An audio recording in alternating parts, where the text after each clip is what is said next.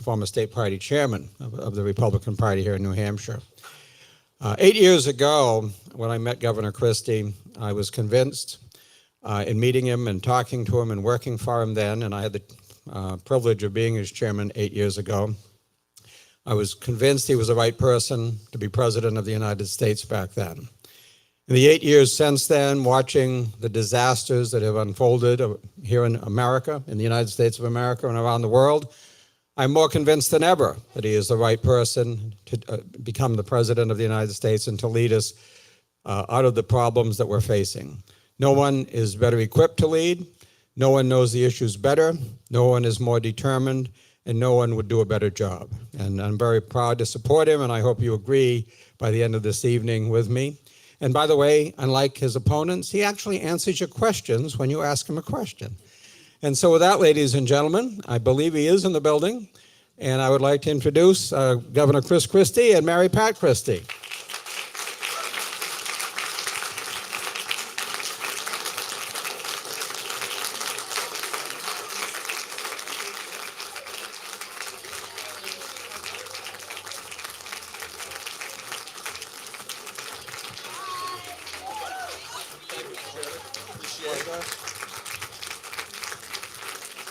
All right, thank you.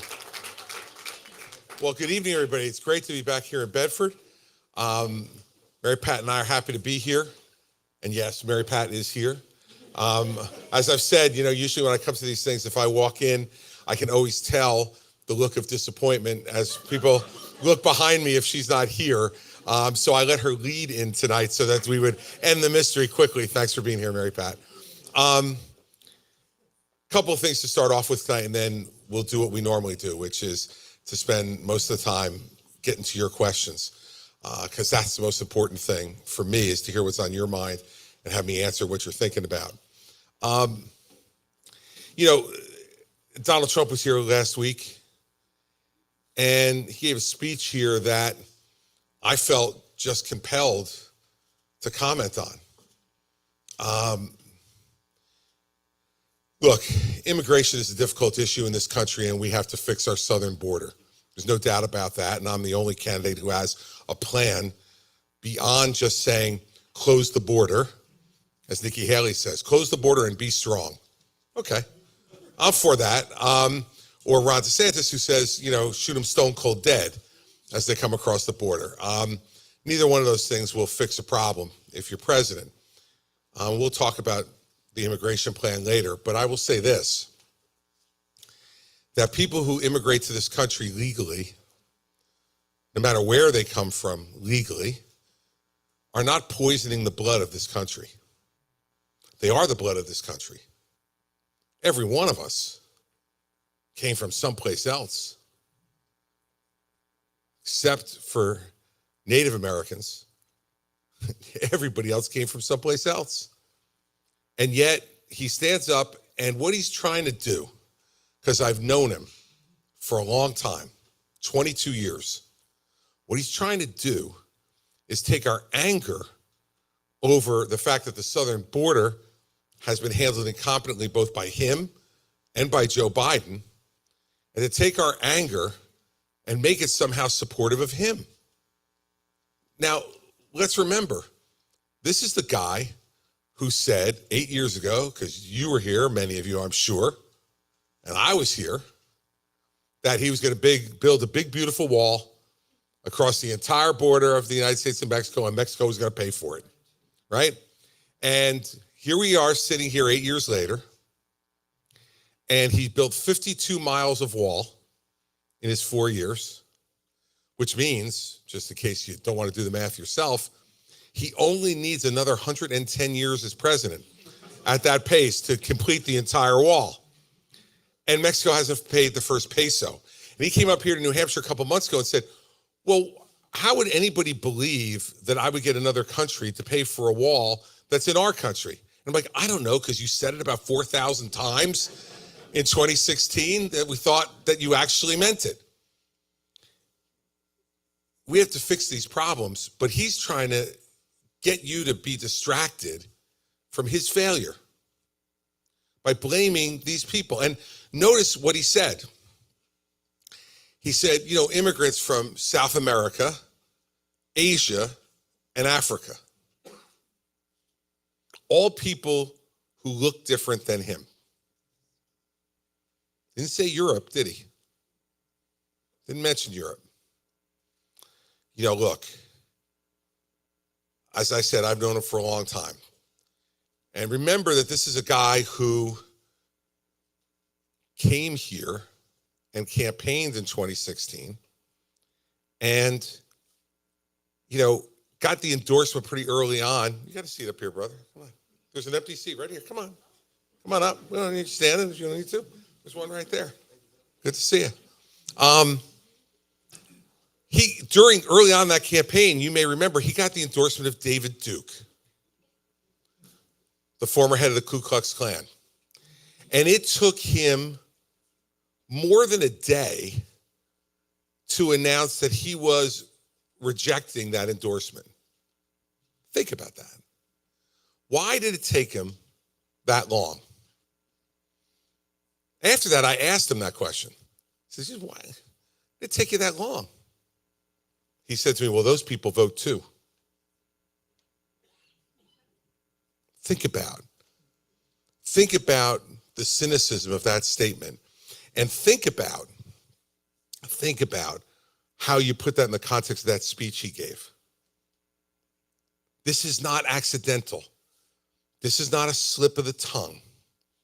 This is a dog whistle to people who are rightfully angry about illegal immigration at our southern border and trying to paint all immigrants with that brush. It's wrong. And when people ask me, why am I doing this? Why am I running? Beside the fact that I want to be president and I think I'm the best qualified person to be president, I'm fighting for the soul of our country. That language that he used last weekend is not our country. It is not who we are. It's not who we've ever been. And I don't want our country to be represented by someone who would speak that way, representing us every day. And I'll tell you this, he's not the only person that we should be disappointed in. Ron DeSantis was asked about that this weekend. Do you know what he said? It was a tactical error. Like as if he was following Waze on his car and he tactically made the wrong turn, right? A tactical error. What's that mean exactly? A tactical error. And Nikki Haley still hasn't answered. Still will not answer.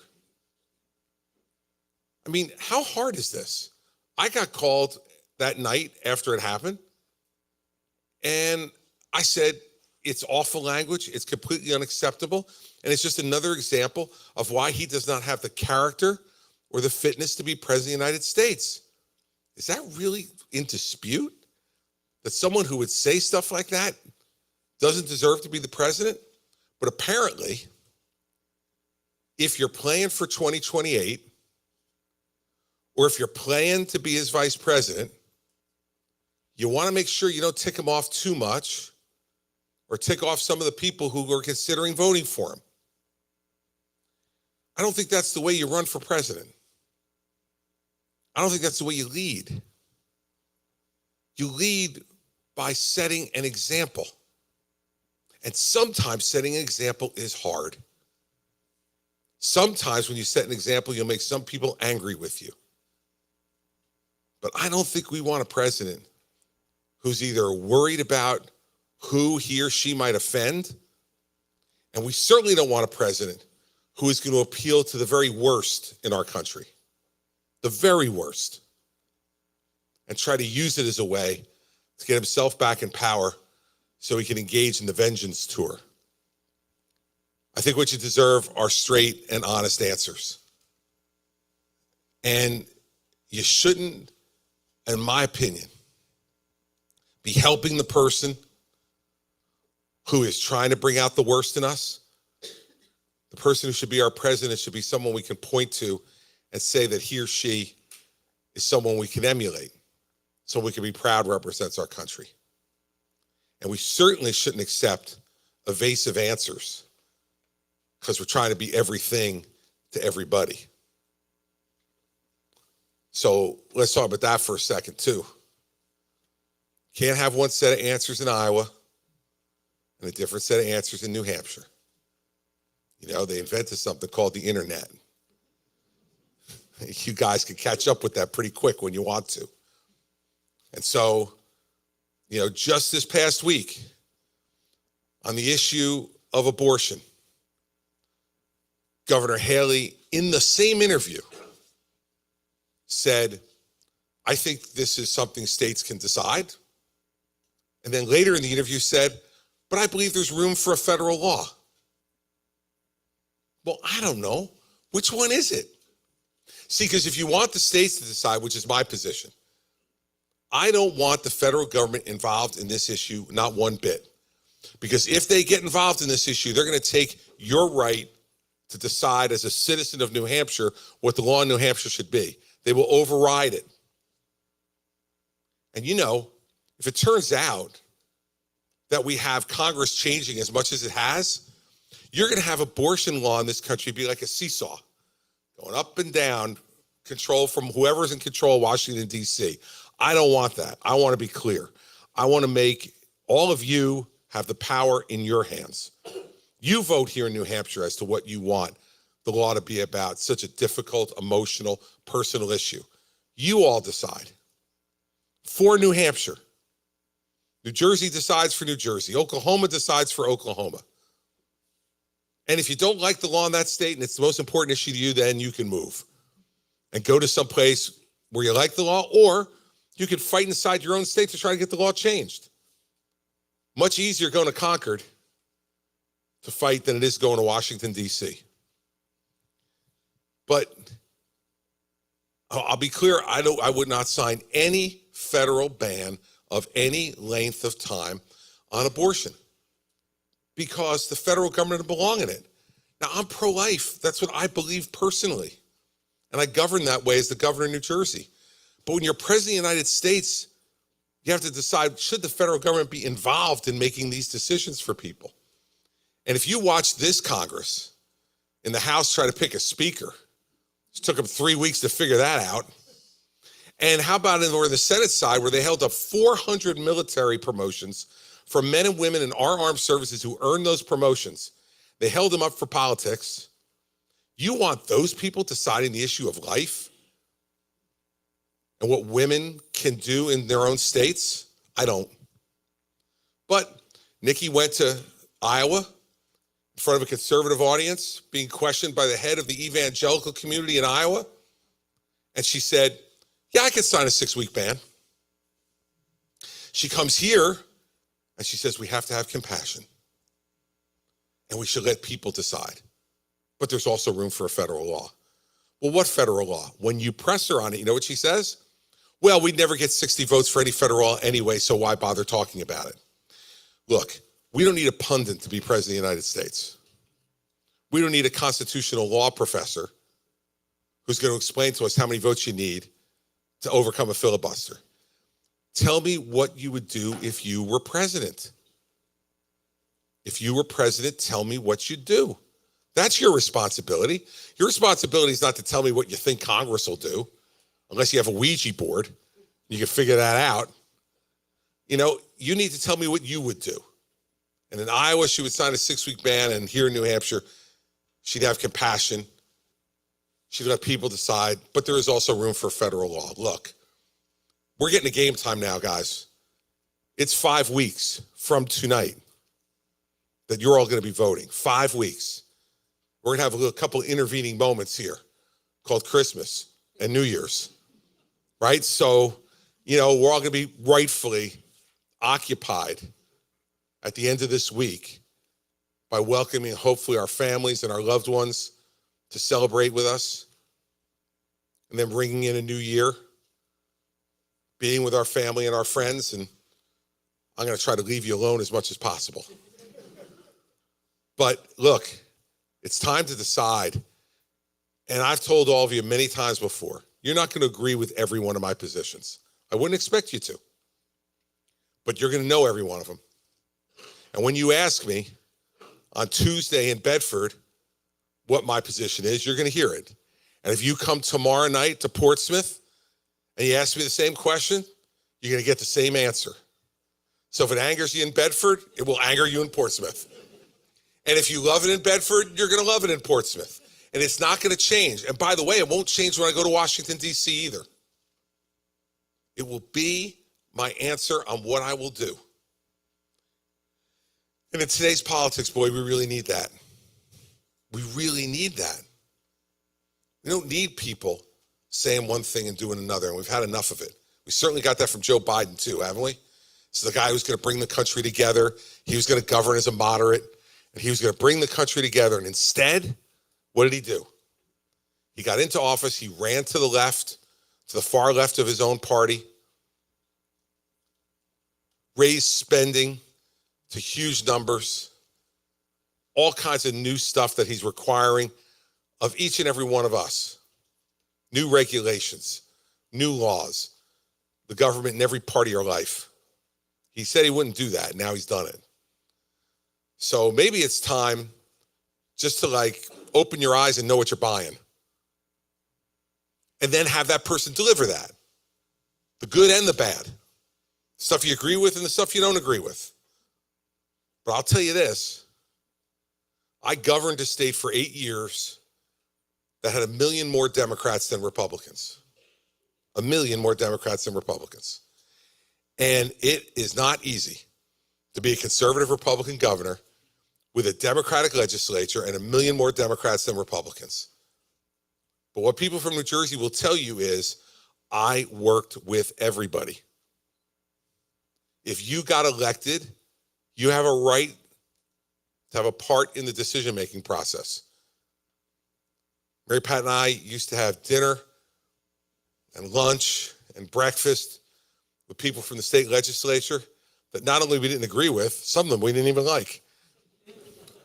But guess what? The people of New Jersey elected them. And it was our job to make sure we made it work, and we did. And we don't have that spirit in Washington anymore. We haven't had a president really since President Bush in the beginning of his term who tried to work with the other side. And we need someone who's willing to do that because these problems are big. And we're going to talk about a bunch of them tonight. And I'll end with this and go to your questions. I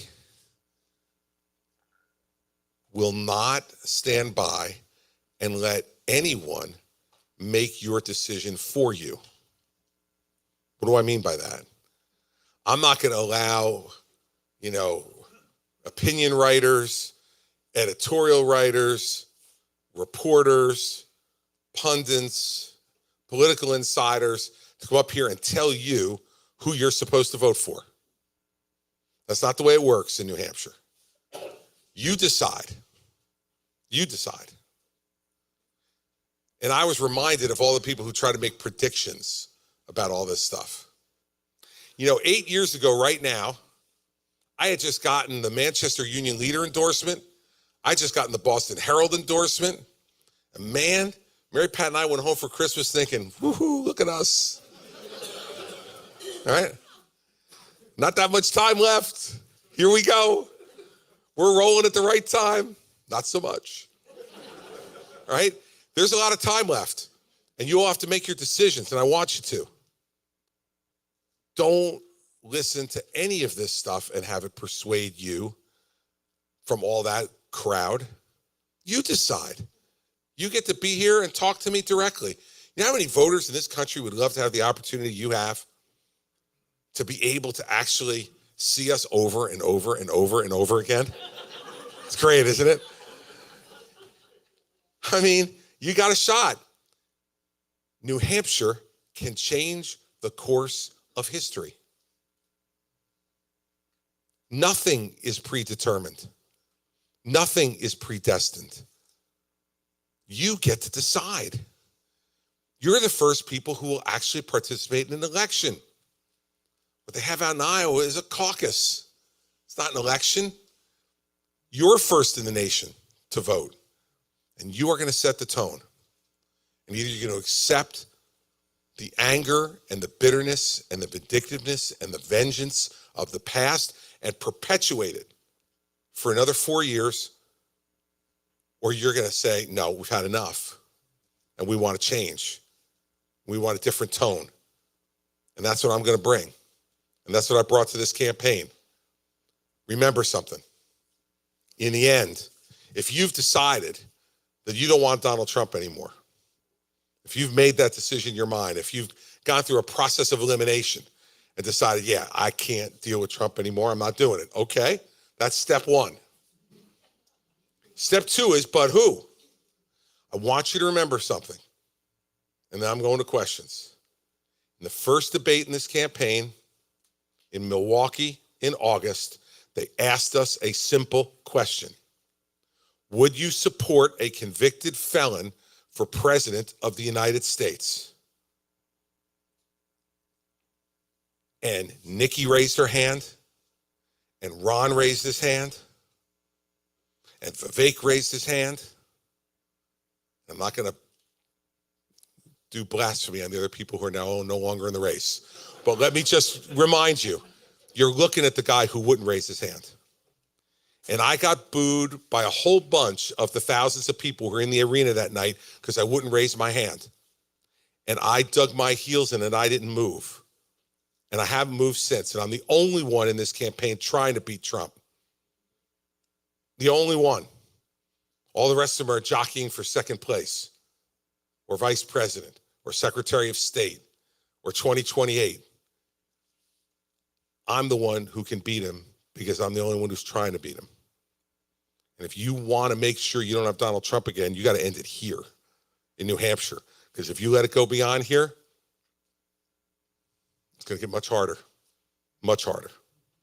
So we're going to go to questions. Now, usually I just randomly start picking questioners, but today, when I was flying here from Newark to Manchester, I met a pilot in the airport who was not flying our plane to Manchester, but lives here and was riding on the plane up to Manchester. And I told him, now this is a guy who, by the way, flew 16 hours from Cape Town, South Africa to Washington, D.C., then drove himself up to New Jersey because they messed up his flight to Boston, and then got on a plane to come here to come home. And I said, now this guy, who knows what he sleeps? But I said to him, if you show up tonight, I'll give you the first question. And he said to me, I won't be in my uniform. You won't recognize me. I want you to show you another one of my extraordinary qualifications to be president of the United States, because he's not in front of me, he's behind me. I saw him sitting in the corner over there, and so I'm going to hand him my microphone, and you can have the first question because you showed up.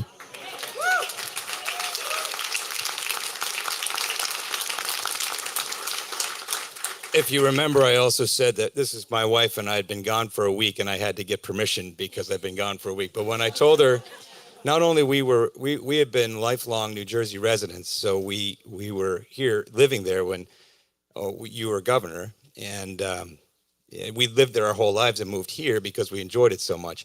6 hours ago when you said to me, I'll give you the first question, I went home and I said to my wife, what do I ask?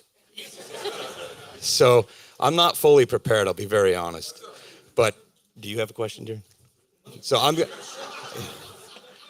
to pass the mic because I don't want to waste time. Honest to God, I don't, but I am thoroughly impressed with that, and I want you for president.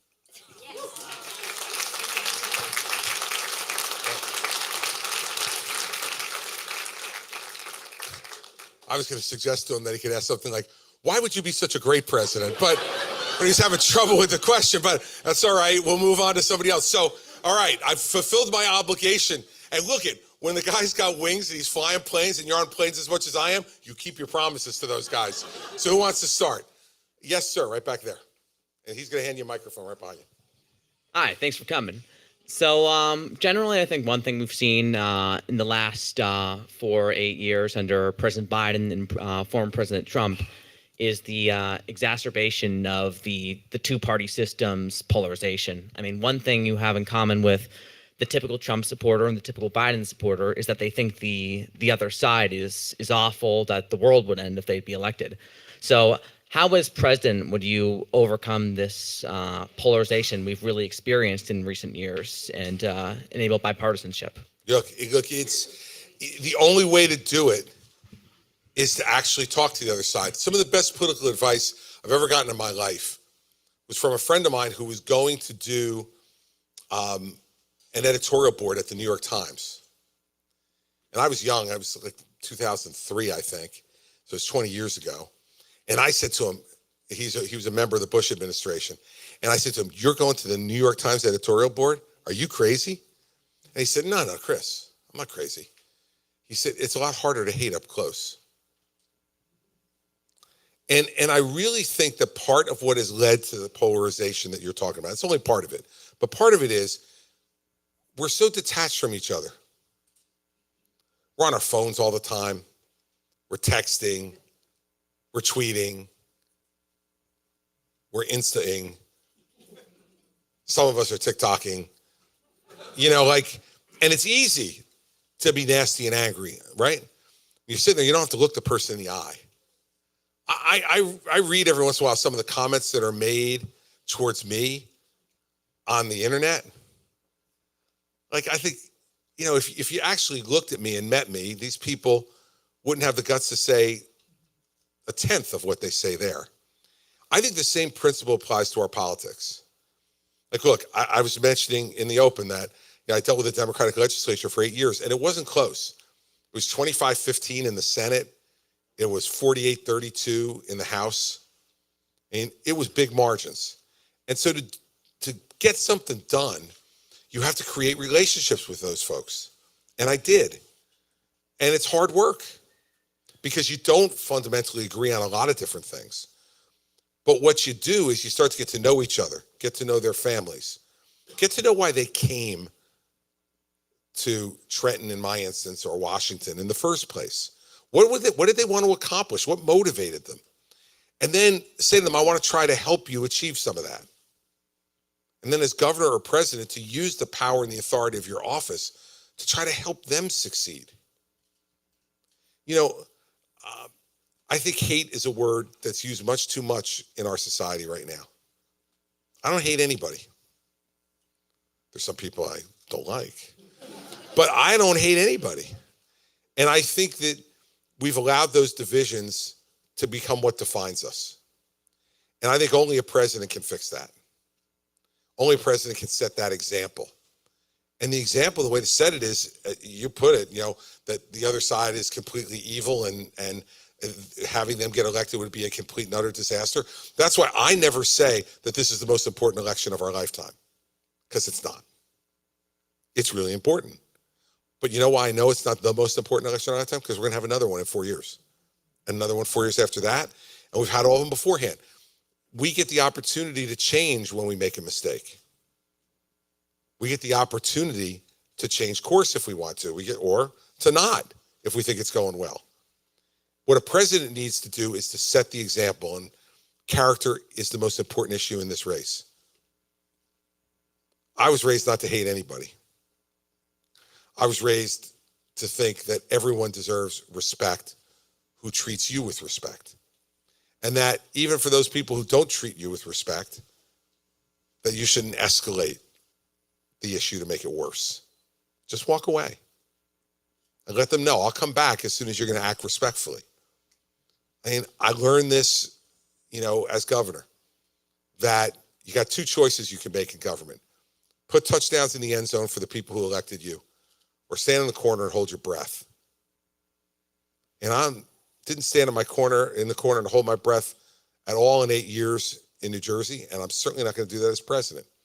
And I think it's a lot harder if I take, one of my biggest opponents in the House or the Senate when I'm president and invite him to the White House for lunch or for dinner and sit across from them and start asking them what they want to accomplish.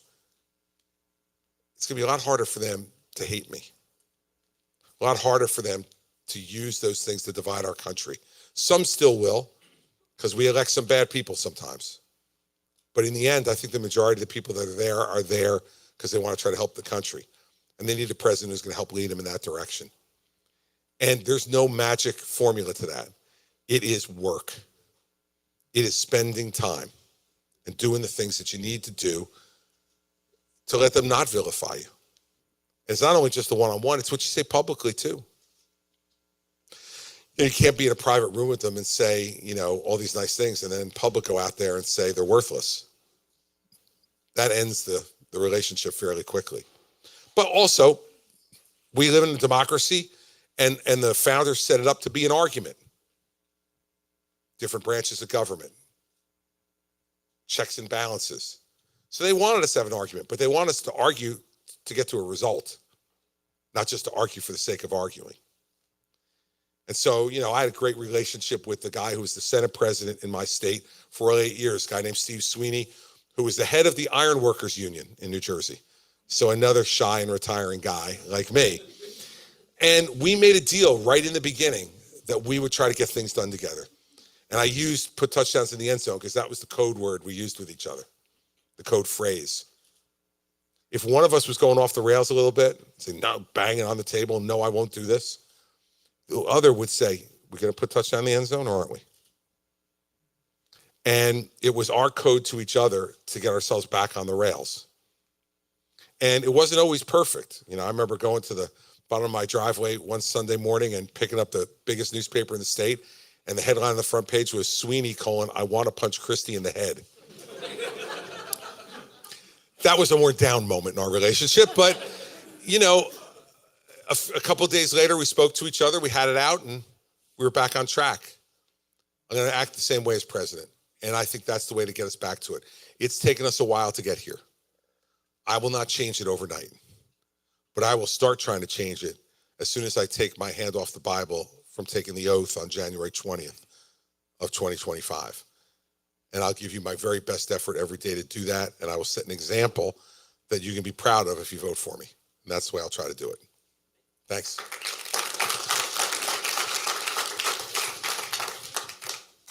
Thank you. I am startled about how divided we are, and one of the factors that concerns me the most is religious domination, something that our founding fathers did not want. So do you believe that religion should play any part in our policies on any level? No one religion should play a part in anything. But I have to tell you that I pray, and that my religious beliefs help to guide the kind of person I am.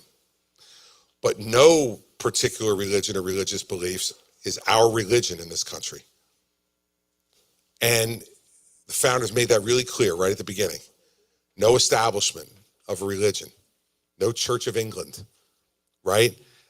They had lived it and understood that they wanted to have a country of multiple faiths, a country where people could worship God in the way they saw fit. And,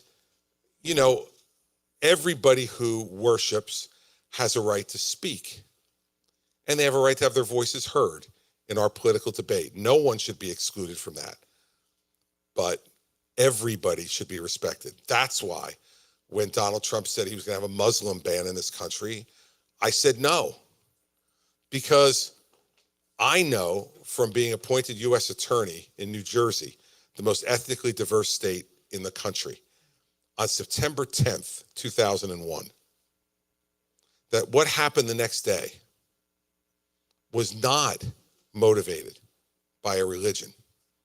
It was motivated by awful, evil people who also happened to be Muslims.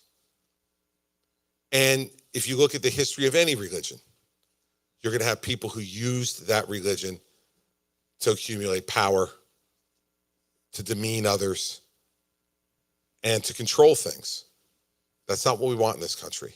And so to me, I'm proud of the fact that I'm a Catholic, and we sent our children to Catholic school, and we believe in our faith, but it's our faith. And when I watch what's going on in this country right now, to Jewish folks, it's outrageous. The anti-Semitism that's being acted upon. I mean, I saw pictures from yesterday in Penn Station and Grand Central Station in New York City with Hamas protests where, everybody from the anonymous, a guy who, took out of his backpack an Israeli flag that he had and draped it around his shoulders to show solidarity with them, and he was being brutally abused, to even someone like Alec Baldwin, who probably every once in a while deserves to be screamed at. But he was there, and they were demanding that he denounce Israel, and he wouldn't. And they were screaming and yelling and pushing and shoving him, and the police had to intervene to get him out of Grand Central Station. I mean, that type of intolerance in our country has to be unacceptable to everyone, no matter who you are, no matter what your faith is. And so I agree with you completely. There cannot be any religion that dominates what goes on in our country. Everyone's religion should be a religion that is freely practiced by anyone who wants to practice it, and that we should not be discriminating against anyone on the basis of their religion, and nor should any religion, whether it's followed by a large number of people or not, become the dominant religion for the government. The government should be devoid of organized religion, but remembering that on our money, we say, "In God we trust." In the Pledge of Allegiance, we say, "One nation under God." I don't believe that America is here by accident. And so I think faith in God, if you have it, is an important part of guiding you morally. But it should be your guidance morally. My guidance shouldn't be yours. And that's the way I feel about it. But thank you for asking. All right. Yes, you. Let's go.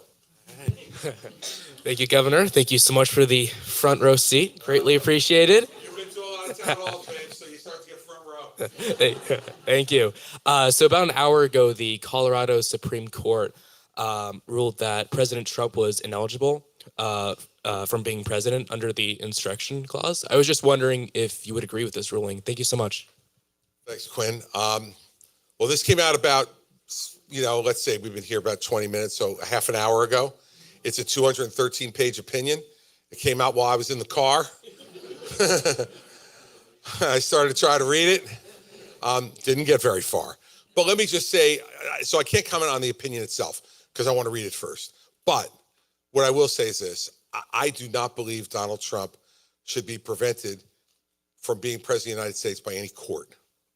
I think he should be prevented from being president of the United States by the voters of this country. That's what I think. And I don't believe that it's good for our country if he's precluded from the ballot by a court. I think it's bad for the country if that happens. Now, the other reason I believe that is because, he will have had to incite insurrection, be a part of an insurrection for him to be excluded. There's been no trial of him on that.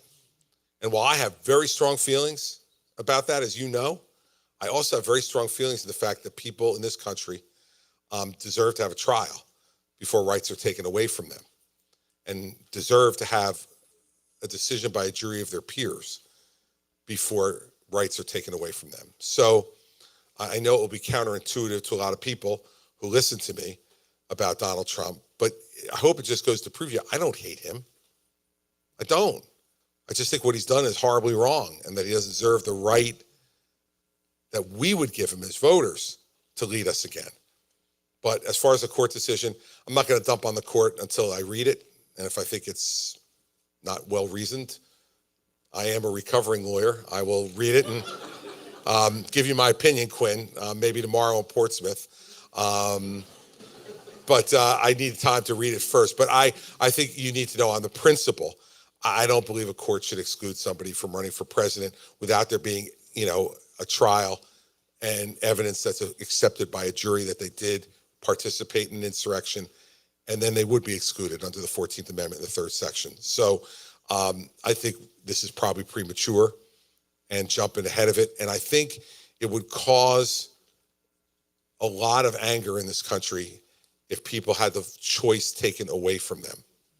I would rather have them make the choice that he doesn't deserve it rather than having some court take it away from them. So I'll read it. I'll answer tomorrow. You can just watch on the live stream. If you can't make it to Portsmouth, don't worry. I'll answer it tomorrow for you. But I'll give it to you then afterwards. But that's the general principle. And I doubt that anything I read is going to change my mind on that. But I owe it to them to read it first. All right, let's go back here. Yes, sir. Thanks for taking the question. As you so nicely put it earlier, if hate won't make us great, what would turn the zeitgeist of America away from the dark side into a more positive course? Well, how about first the government actually gets something done that needs to get done? I mean, look, I think part of the anger that people have in the country is that the government's not getting anything done that needs to get done to fix the problems we have. We've known we've had a border issue for 20 years.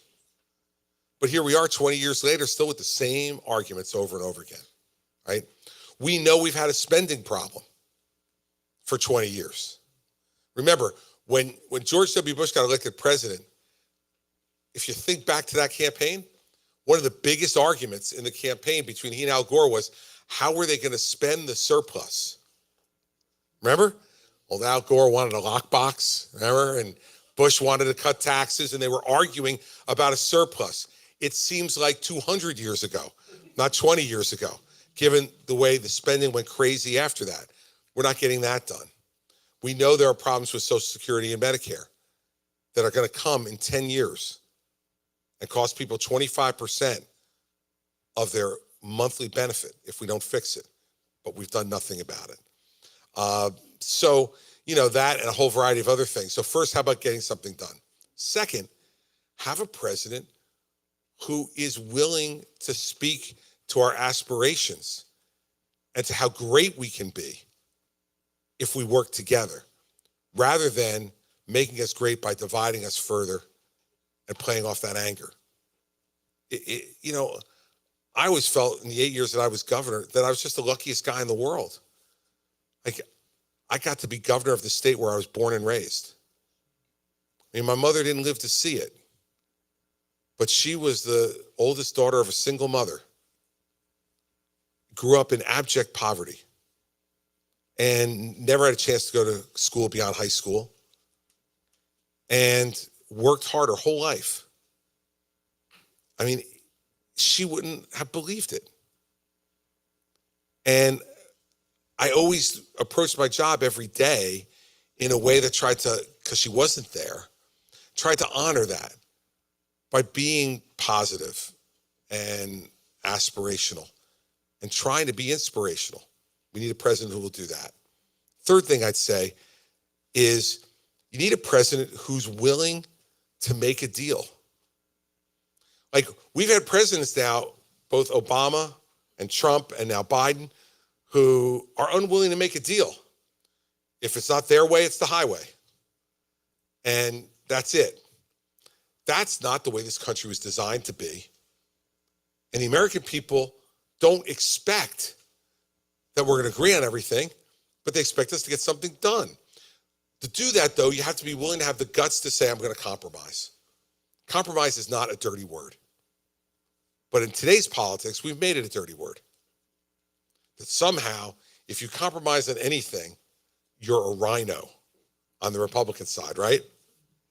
I mean, one of my sons said to me this weekend, he's like, you're saying the same things now that you were saying like 10 years ago when you were a darling of the conservatives. And now all of a sudden, Trump's calling you a rhino every day. A rhino dog was what he called me this week. A rhino dog. I don't know what that really means exactly, but I'm sensing I'm off the VP list.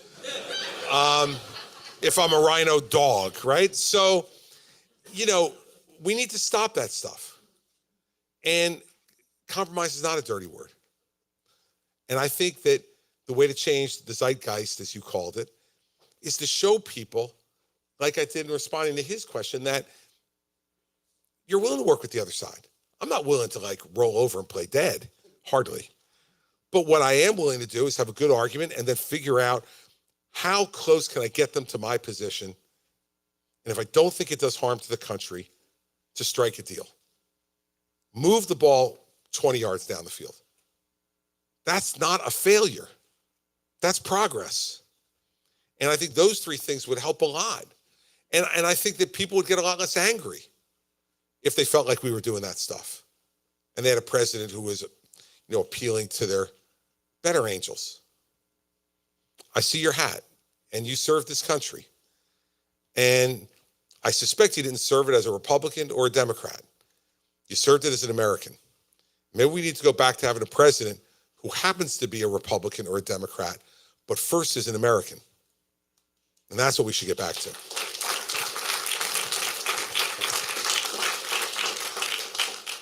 He's coming around behind you. Governor Christie, Thomas Sowell called you an articulate Republican. I agree. What did he call me? An articulate Republican. Articulate Republican. Yeah. All right. I wish someday I'll learn to speak as well as you do. So, having followed your campaign, I understand that you want three things. You don't want Donald Trump to be president. I agree. You don't want Joe Biden to be president. I agree with that too. And you want to be president. I agree with that. So, if going for all three significantly risks not getting anything at all, I think it might be wise to settle for 2 out of 3. I know you know where this is going, but please hear me out. Sure. And New Hampshire is unique in the primary process. I believe this is the best opportunity for anyone to convince the Republican voters that they are a realistic alternative to Donald Trump. So I also don't think that the perfect should be the enemy of the good. Given these circumstances, I think you should seriously consider, like not today, give it maybe until New Year's. And I'm sorry to be so blunt. I'm from New Jersey. I can hack it. You know, I used to drive to... You are like the nicest person I've ever met. Thank you. So this is... You know... I know where you're headed. This is really not that bad. I wasn't born here. I'm an immigrant. And something I really like about this country is that you can say things that are not popular and not feel unsafe. Anyways, so I think you should give it a little more time.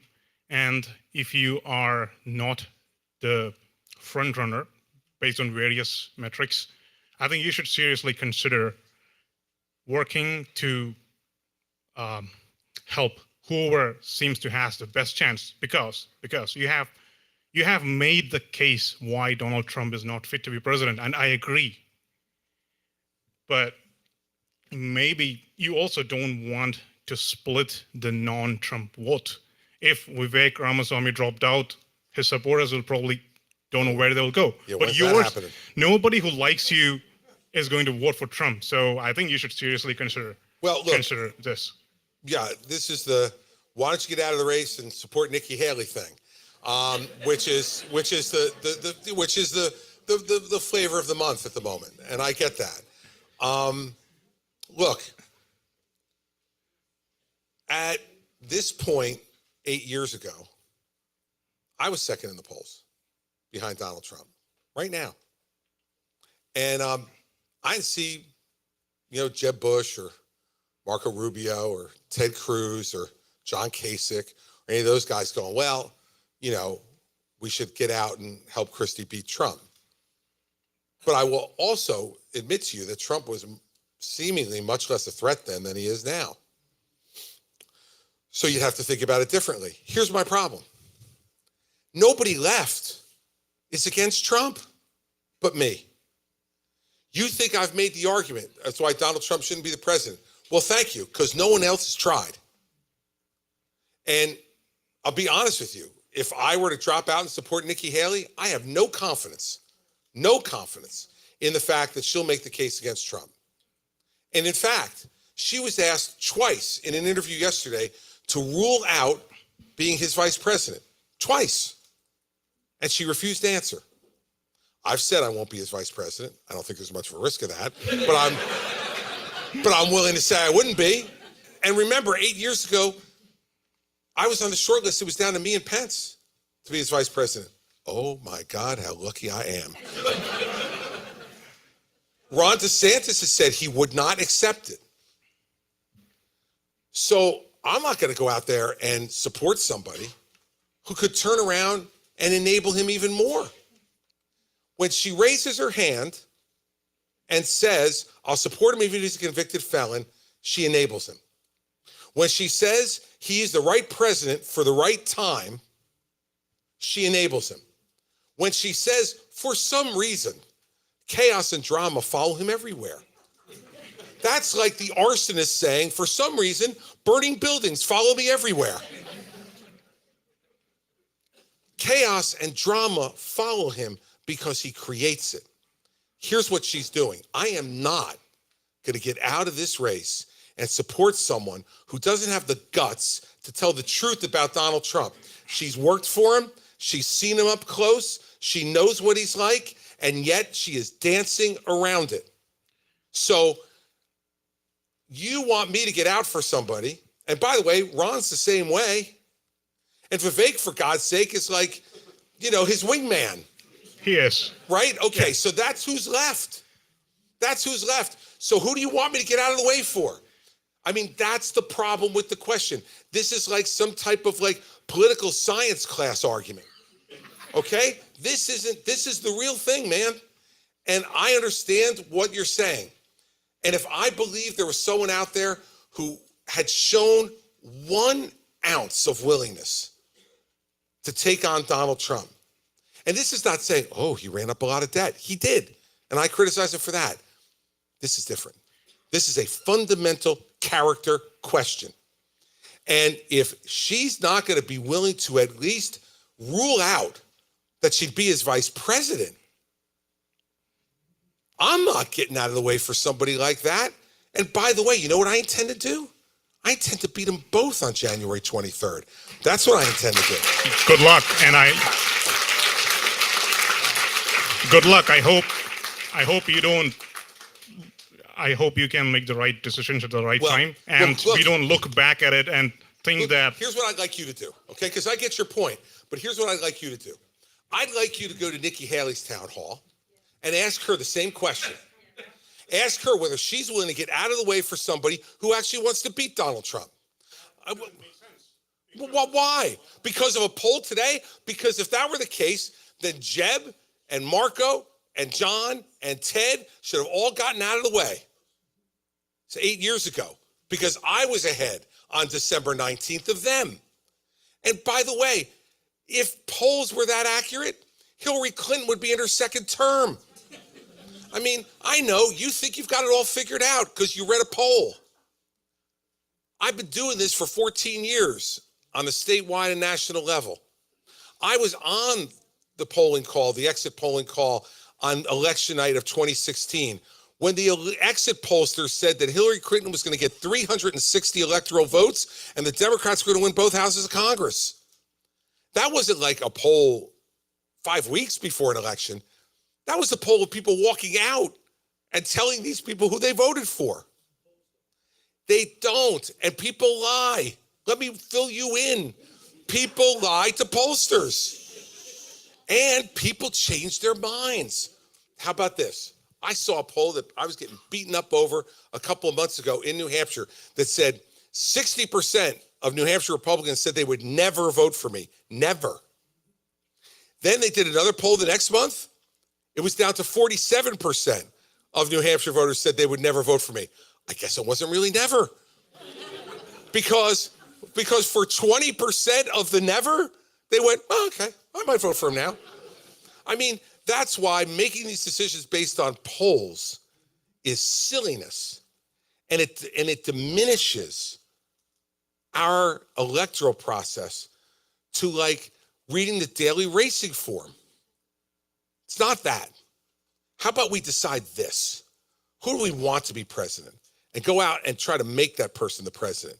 Not worry about who's ahead today and decide, well, I should just leave. Well, by the way, based on that, we should all leave.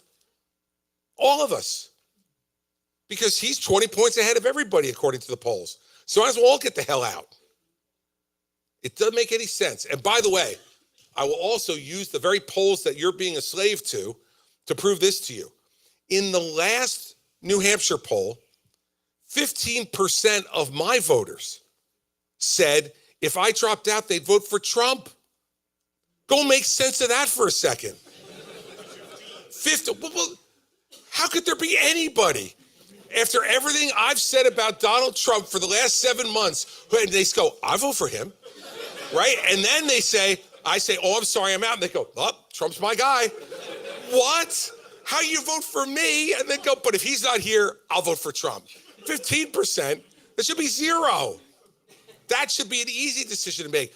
But my point to you is, the way, like you're doing the math, oh, well, if Christie dropped out, all of his voters would go to Haley. And then she would be within like 8 points of Trump. And wouldn't that be great? No, she still loses.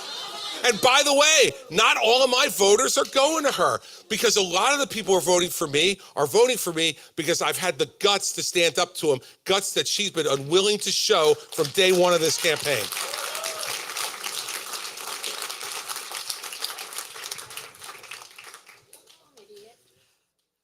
An issue that I think is kind of important that I haven't really heard discussed is cybersecurity. We have people from within the country and outside of it hacking, stealing people's money. The grid may be at risk. Other institutions, other businesses may be at risk. As president, what can you do about this? And especially, what can you do about the foreign bad actors? Well, let me tell you, the grid is at risk. And the grid is at risk because we haven't modernized it. We haven't modernized it from an operational perspective. So forget anybody even trying to hack into it. Operationally, it's at risk because there are times it just goes down because we haven't improved the technology enough. Then you add into it, this is the newest form of warfare. It is the newest form of warfare, and it's going on every day. And so what we need to do is to make sure that we modernize our defenses. And we've done some of that already, but there's more that needs to be done. And it's never going to end. So we need to be okay with the fact that every time we put up a new defense, there's going to be some smart person in China or Russia or North Korea or Iran who are going to try to figure out their way around that defense. And we have to invest the money and the time and encourage the people who have this expertise inside our country to continue to do that. You have something you need to say.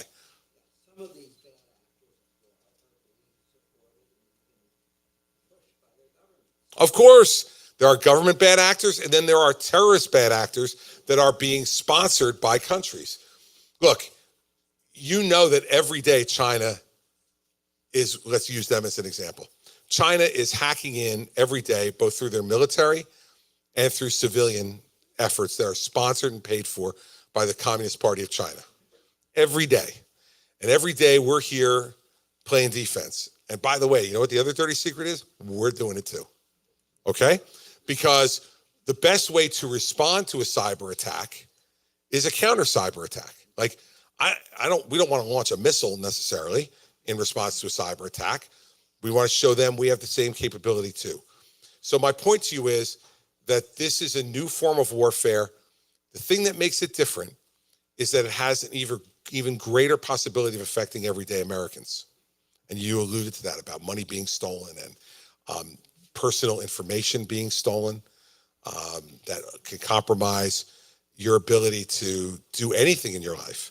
I mean, I had my identity stolen, along with a whole bunch of other public people. I'll never forget the night I was actually having dinner with Mitt Romney.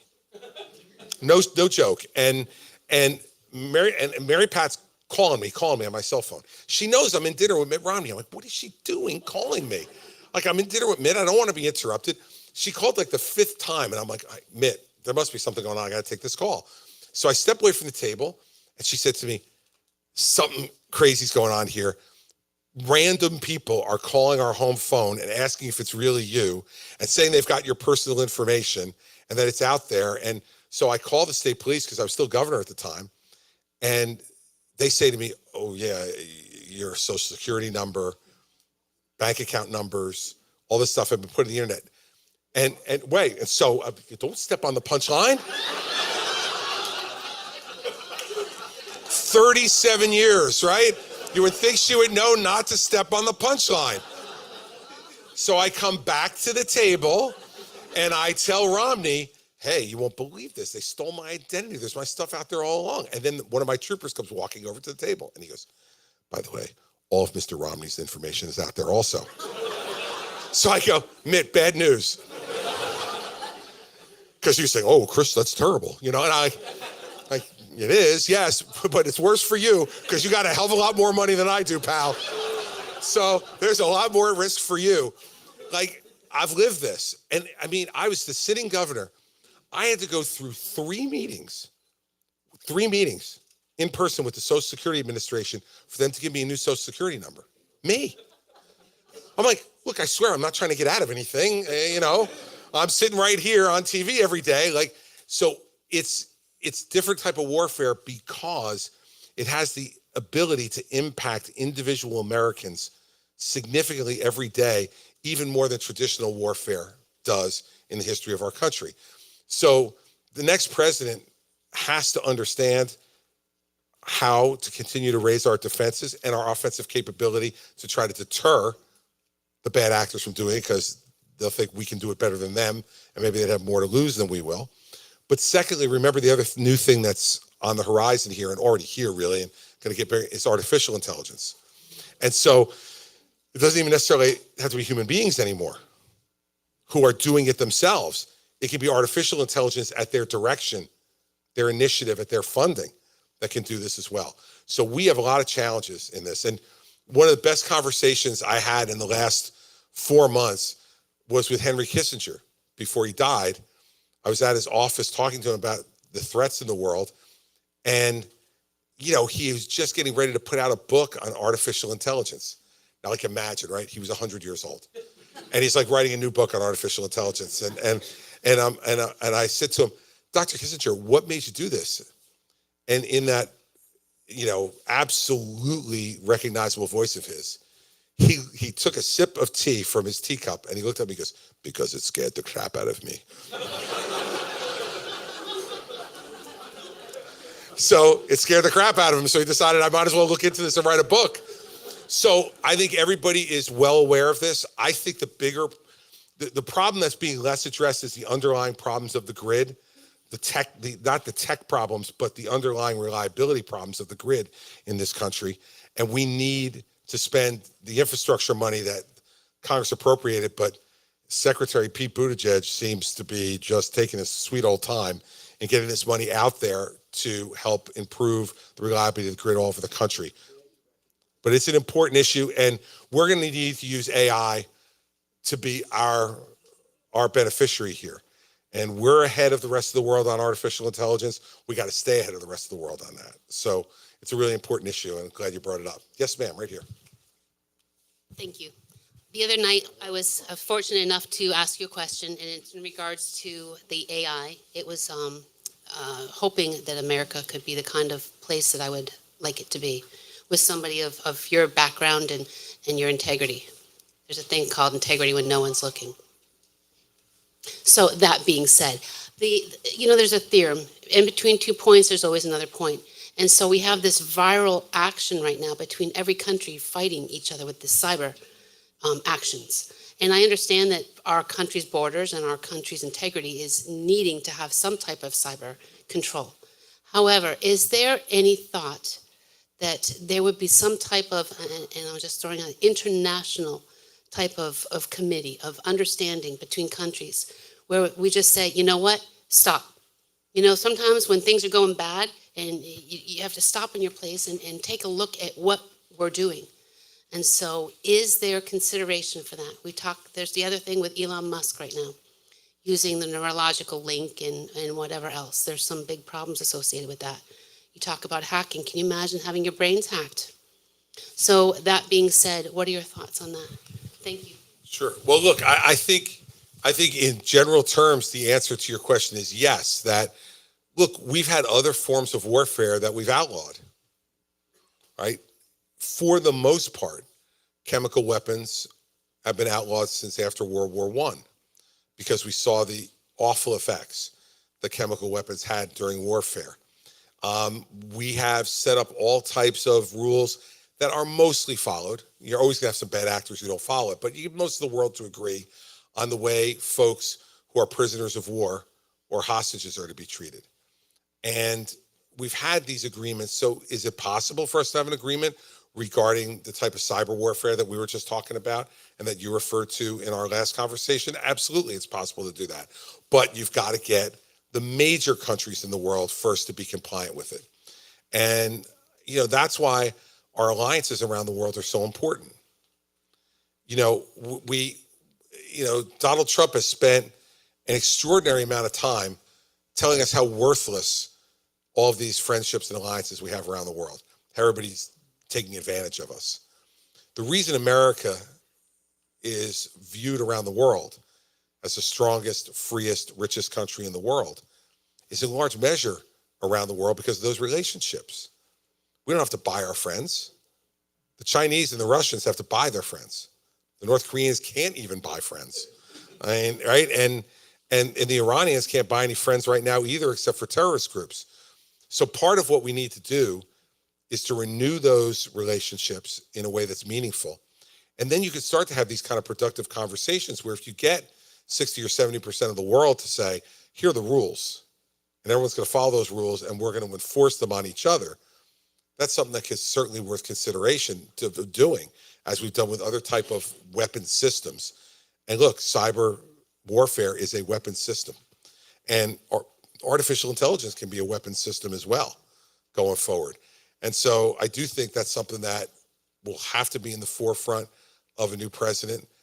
But before we can even get to that, we better repair the relationships we have around the world that have been damaged so much by what Donald Trump's done around the world and the things that he has said and done. It doesn't help when he's out there, saying Vladimir Putin is a great guy. Doesn't help when, he's out there using Vladimir Putin as a character witness for himself. So even Vladimir Putin thinks that Joe Biden stole the election. Well, that's because Putin tried to steal it in 2016, right? And he's an expert in that regard, but he's not a character expert. You need a president who knows who our friends are and who our enemies are. And he has the whole world upside down. In that speech he gave in this state last weekend, he talked about the greatness of Putin, the brilliance of President Xi of China. And you know why he said he was so brilliant? He said, because he rules 1.4 billion people with an iron fist. Really? That's what we're supposed to admire? I can't believe that in the live free or die state, you all would vote for a guy who thinks that the head of the Chinese Communist Party is a great guy because he dominates 1.4 billion people with an iron fist. That seems to me, I'm simple, it seems to me that's contrary to live free or die. And so, we've got to put those relationships back together and identify publicly, consistently, who the bad actors are. And then go to them and say, you want to continue to be bad actors? Or do you want to try to make sure that you're protected from the rest of the world ganging up on you?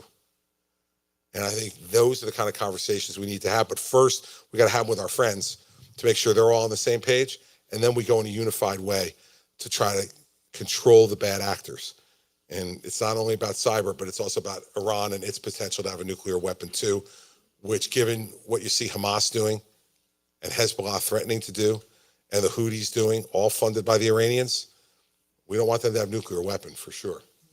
All right. Yes, sir, in the back.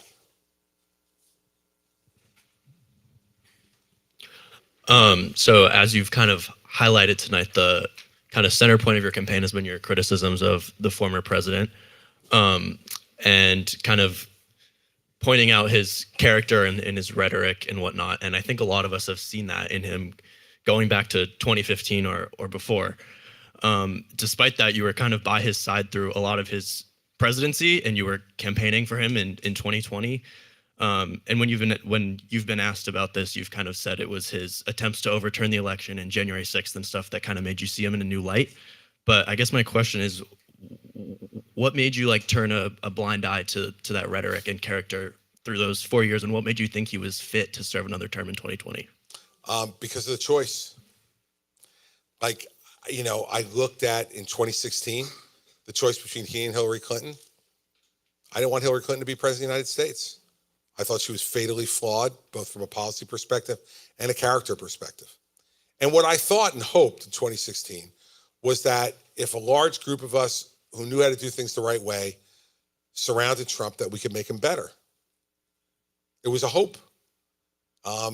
It made me understand the phrase and why it's a truism. Hope is not a strategy. And we all tried. A lot of good people.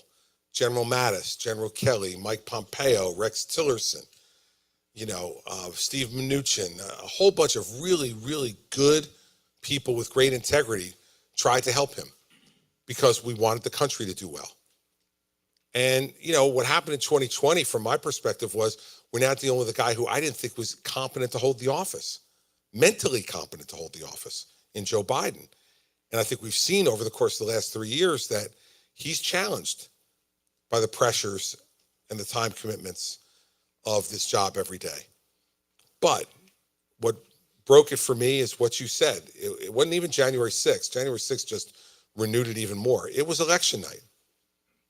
When he came out at 2:30 in the morning and said the election had been stolen, what I knew he couldn't possibly know if that were true or not, and that every indication we had was that it wasn't, that when the President of the United States stands behind the seal of the presidency in the East Room of the White House and convinces tens of millions of Americans that the election was stolen, and they believe him because they say, well, he's president. He must know something we don't know.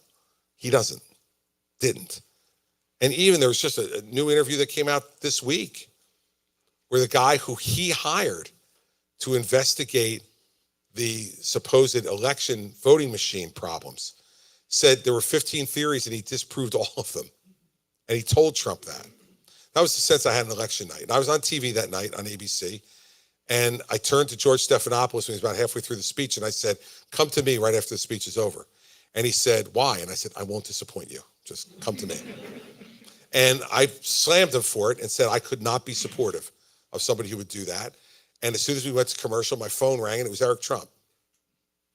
We're all angry with you. Why are you attacking my father? I said, because what he just did is destructive to the country and I will not stand by and let it happen without speaking out. And the last thing I'll tell you was what I did was a mistake. I thought I could make him better. I turned out to be wrong. And it wasn't the first mistake I made and it won't be the last one I make. But I'm the one who's willing to stand up now and admit that. You don't hear anybody else admitting it. And for God's sake, Kevin McCarthy is like campaigning for a cabinet position and says he supports him after he knifed him in the back and let him get kicked out as speaker. Like, I don't understand these people. How many more things have to happen? So you go like, oh, okay, well, that's enough now. So I admit that the judgment I made about him being able to be better turned out to be wrong. But, beyond that, what I can do is say, I learn from every mistake I made, or at least I try to, and try to make myself better. And I think you have to judge somebody based upon what they've done since then. So in the 4 years, almost 4 years since then, 3 years, I've been the most outspoken Republican laying out these things because I think it needs to be said. And I'm going to continue to do that. And I'm not going to bow to anybody who tries to rationalize or justify what is really, really awful behavior. And you have to make a judgment as a voter, whether that's good enough or not. I'll leave it to you. I don't know what the answer is. I hope I know what the answer is, but I don't know what the answer is. So that's part of what this campaign is all about too. All right, in the back. Kyle, why don't you get a microphone so that the cameras can hear you too, because The reporters will yell at me later. Good evening, Governor. Kyle Kadish from Wyndham. The past few decades, we've seen tremendous growth with the administrative state in this country. Looks like the Supreme Court will have the opportunity to opine on that growth. How, as president, could you reduce the bureaucracy? Well, I would do it the same way I did it in New Jersey. There were 10,000 fewer state employees when I left than when I got there. And I didn't do it by layoffs. I did it by, some areas that I just didn't think were necessary, that people got terminated. But more than that, as people retired, as they do at a government service every year by the tens of thousands, I didn't replace them. And I think we have to continue to reduce the influence of those folks. And whatever the Supreme Court does could be very helpful in giving the president more tools to be able to do that. But I would just continue to reduce the administrative state if I don't have those new tools from the Supreme Court by just saying, people retire, we're not replacing them. We're not replacing them. And get this thing back under control. That's not only a control issue for the president, it's also a spending issue. Because every one of those employees is expensive. And we just can't afford that anymore. With a $1.8 trillion deficit this year and $33 trillion in debt overall, we can't afford to be doing that stuff anymore. And, making sure that those folks are in line with what I want to do, that will be a battle. It was in New Jersey. I had a couple of folks in New Jersey who got caught by me saying, we were here before he got here, we'll be here after he leaves. And there's a lot of that. But lessening the amount of regulation that the executive branch can do as well, and a president can do that, and I will, also gives them less to do and less authority. So I think you can do it in a couple of different ways. That's what I would do. But I would not do what Vivek says, which is fire 75% of all federal employees on the first day. Like, how will that work with the air traffic control system? Not very well, right? Good to have an expert witness here. I mean, come on, this is TV tough guy talk. This is like, I'm firing 75% of them on day one. Sure you are, exactly. I can't wait to see. When people come over the border with a backpack, I'm going to shoot them stone cold dead. Because they have a backpack. Okay, I guess. Can't wait till you instruct our National Guards men and women to indiscriminately murder people coming over the border. Got a feeling there'll be a discussion about that. This is TV tough guy talk, and part of that is I'm going to give you practical answers. And then I'll actually do it because it's practical and can be done, as opposed to saying I'm going to build a wall across the entire border and Mexico's going to pay for it, and then only build 52 miles of it. I saw him in the speech in New Hampshire. He said, we built a lot of that wall, and we're going to build even more next time. He's getting careful now. That's him being careful. And we are paying at the border because he didn't do what he said he was going to do. We're paying today for it in a big way. So all these things, I digress just to tell you that I try to make promises very carefully, because the promises that I made in New Jersey were hard to accomplish, and they're going to be even harder to accomplish in Washington. So you better make them carefully, lest you disappoint people in a way that will make them feel even less confident in government, if that's possible at the moment. All right, we're going to go over to the red vests and fleece. And I'm going to let Catherine come over and give the microphone. For some reason, my wife gets bothered by this. So she can't help herself, right? Why? So here's what, she's pointing to me. Catherine, give the microphone. I'm working here. I know. Can you help me out? You're working the crowd. So what do you got? What do you have for me tonight? Okay, the Live Free and Die state is comprised of mostly older population who is on Medicare. And because of that, because we're older, we tend to take more drugs. And some of these drugs are very expensive. I have a friend who has blood cancer. $1,000 a month is her copay. That's her copay. That's not the cost of the drug. So my question to you is, do you have any ideas on how we can reduce the cost of these drugs without having to go to Canada, like Ron DeSantis does, by the way? Right, yeah. I don't understand it. But That's anyways, right. He goes to Canada and brings them down and sells them here. Isn't there a way that we can negotiate with the American companies that that Yeah. develop these drugs to lower these drug prices. I know President Biden has done the insulin, which is so helpful to people, but what about other drugs? Well, look, I think that you put your finger on a huge problem, because one of the great things about the pharmaceutical industry we have in this country is that they have developed extraordinary treatments that now prevent people from having to be hospitalized often and keep people alive, and even a better quality of life than they might otherwise have. But it doesn't matter if you can't afford to get them.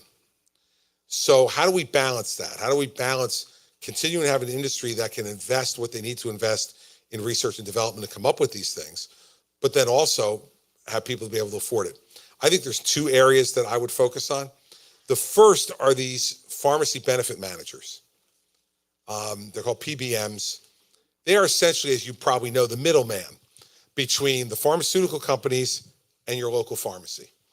And what they do is, on most of these drugs you're talking about, especially the newer ones, the pharmaceutical companies are giving anywhere from 50 to 75% rebates on the list price of those drugs. And that money's supposed to go to you. That discount's supposed to go to you. So what happens is the pharmacy benefit managers in between take upwards of 2/3 of those discounts as their fee for managing the distribution of the pharmaceuticals from the pharmaceutical company to your local pharmacy. It is the scam of a lifetime. And no one talks about it because people don't really know about these folks, right? Because it's easy, the easy thing to do is say, Pfizer sucks. Like, okay, they're awful. Shearing, Bristol Myers Squibb, they're all horrible people. And they're making too much money, which also can be true. But the bulk of this money is being taken up by these middlemen. I would eliminate them. There is no need to have these people in between. And the reason you should know what a big scam it is you know who owns most of the PBMs now? The insurance companies. Oh, yeah. So they're telling you what they'll reimburse you for setting the copay, and then they're getting the skim, as we would say in New Jersey. They're taking the skim. So they're making it on both ends. They're making it from your premium as a Medicare, if you have Medicare Advantage, all the rest of it. They're getting the premiums. And then when the pharmaceutical companies say, here's the rebate we're willing to give, they take 2/3 of that. And if we got rid of them, we would lower prices immediately, significantly and noticeably for you. Right, because they don't have this. We're not paying those middlemen when we bring it down to us. So that's why it's different. We've got these middlemen owned by the insurance companies who are making a fortune. The second thing, which is of a lesser amount of money, but which just annoys me, and I suspect annoys you, do we need any more pharmaceutical commercials? Right? Like, do I need any more commercials about drugs that I should be taking that I really don't know a damn thing about? But all the people in the commercials look really happy, really healthy. They're usually outside and they're exercising and they're with their families and they're throwing frisbees and swimming in lakes. And these are great Americans who are really healthy because they take fill in the blank, right? And then they say to you, but remember, this could kill you, blind you, make you deaf, and kill your family. So please get your doctor's advice before you take it, right? Like, I've had enough. And they spend billions and billions of dollars on that every year. How about just letting our doctors and healthcare providers decide what drugs we need? And if you want to go and tell them why this particular drug is so great, good. Go spend money doing that. Don't tell me. I went to law school because I didn't understand any of this stuff. If I understood medicine, I would have become a doctor. I didn't. I don't understand science or math. So they should be getting that money and putting that money in reducing prices rather than spending it on telling us what drugs we should buy, which we can't buy. We have to go to a doctor and say, hey, I was watching this commercial and is this good for me? And they're like, you don't even have that disease. What are you talking about? They do all this. So I'm saying, go do the rep thing. They're doing both because they think that if we put pressure on our doctors and say, I saw the happy people swimming in the lake. Well, I want to be that person. Give me that drug. That will make them write more prescriptions. And they must be right to some extent about it because they keep spending the money, right? And they wouldn't be spending if they weren't getting some return on it. My doctor just asked me, well, maybe you should get the RSV drug. Right. And I'm going, why? What's it for? It's for respiratory? I don't have respiratory, so I'm not getting it. Well, that's live free or die, right? You get to say, like, my doctor says I should get the RSV vaccination. I choose not to. Okay, right? So I didn't get it either, right? So everybody gets to make their choice of that stuff.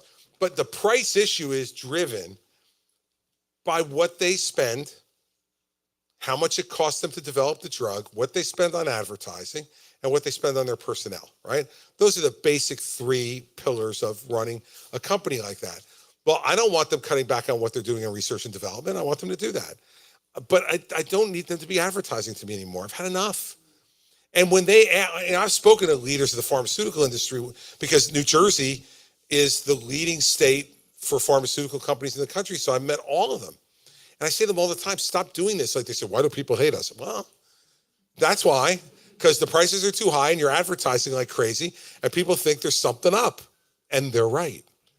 So those are two things that I would do right away. We can get them out of, and the president can get them out of the Medicare system, which would be a huge help. And then we'd need legislation to get rid of it for the broader public. But with the Medicare system, we can do that through executive action. We can't do it for the broader public except with a bill from Congress. And wait till you see how much they're going to lobby on that one to make sure that doesn't happen. But look, at the end of the day, it is not improving the health care you get. It's making it less affordable, and we need to stop it. All right. Yes, ma'am, right up here. I'm going to violate my wife's rule. What about term limits and age?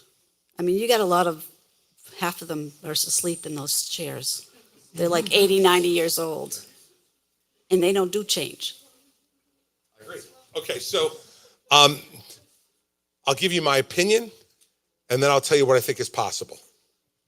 My opinion is that they should all have term limits. I had term limits as governor. I could do 2 4-year terms. That was it. And you know what? At the end of 8 years, it was time to go, right?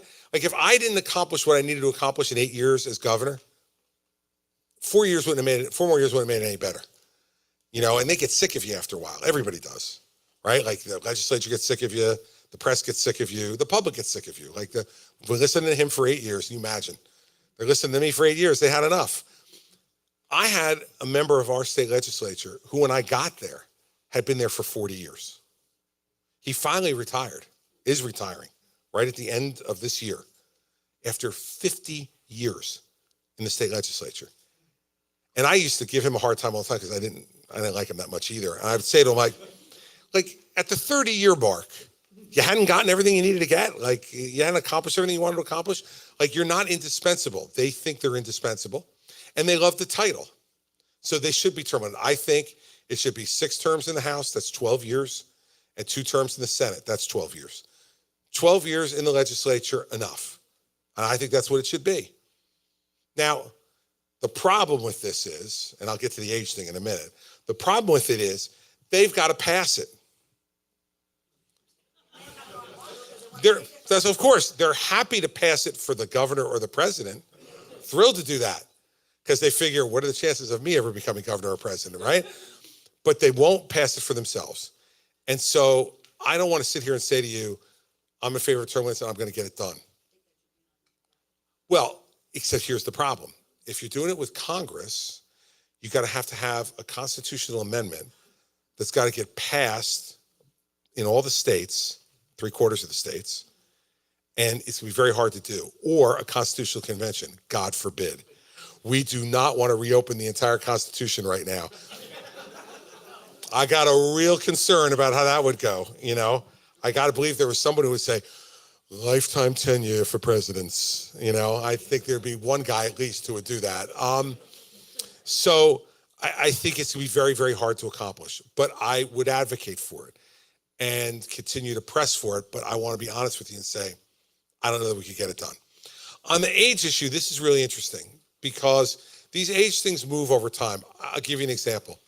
In our Constitution in New Jersey, Supreme Court justices and any judge has to retire at 70.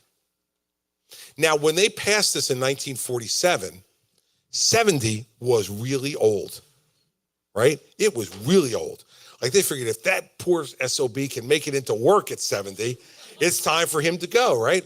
70 today is not like that anymore. And so we have this real argument going on in New Jersey about whether we should amend the Constitution to increase the age that judges can serve.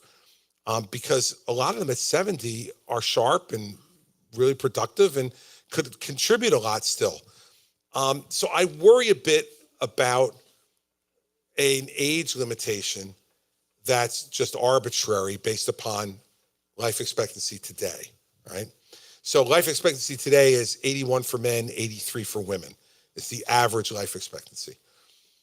So what do we do? Where do we set it? You'd be glad at 70. Kick them all out at 70. Well, geez, that would give it to Trump and Biden, wouldn't it? I'm for it. Look, I just am nervous about doing something like that. And again, so I'm giving you my philosophical point on it. I'm concerned about setting some hard and fast age because everybody ages differently and everybody has different capabilities at different ages. And there are some people, who can go really well. I mean, look, I look at my dad. My dad's 90. He still drives and drives well. I've even tested it and been in the car with him, not feeling in danger. He exercises every day. He is still totally with it. I am sure he's watching tonight on the live stream, and he's got a 74-year-old girlfriend.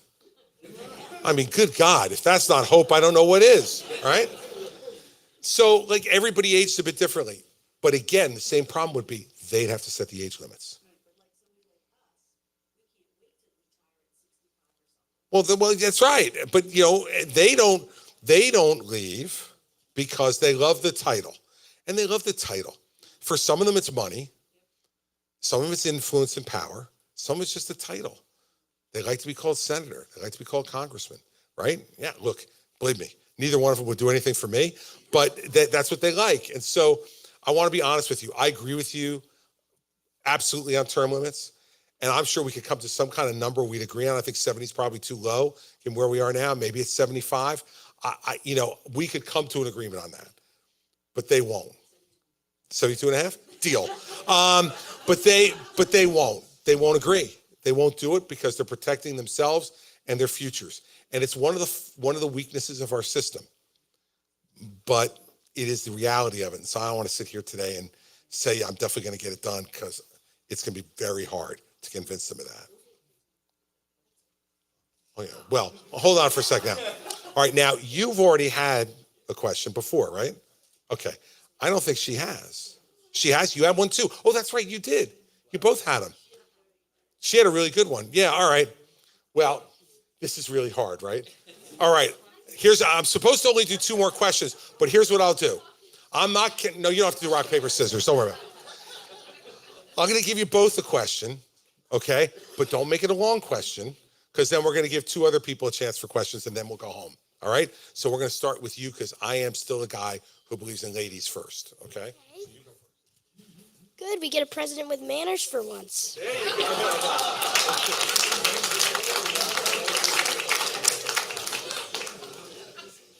So, did you forget my name? I do. Okay, I expected that. You've done way too many of these to remember my name. So remind me. Okay. You need some water? No, I'm good. I'm good. My name is Hannah. Hannah. Okay.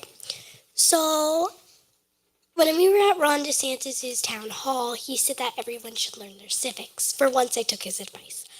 And I made my dad, well, I can't do the computer thing, but my dad made me these pins so that every time I really. You got it. Okay. That better? Thank you. Okay, there we go. So my dad made me these pins so that I could quiz people if they know what the stars and stripes were for. And then, of course, I had to tell people to go vote. Right. So it says stars, and then it says hashtag go vote Hannah NH. It was some people refer it as they kind of think it means hashtag go vote for Hannah NH. No, I'm not 35. Get it. All right. So you just want people to vote. Yes. All right. Finally, somebody understands it. There we go. So this is for you. Thank you. Please wear it on the debate stage. It would be great. It's going to be interesting. Okay. Okay. But my question is,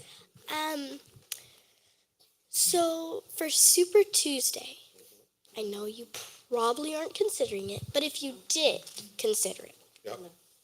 who would you choose to back for Super Tuesday? Me. If If let's I'm say not there, you weren't running right? and you had no idea that this could even happen, Okay. who would you vote for?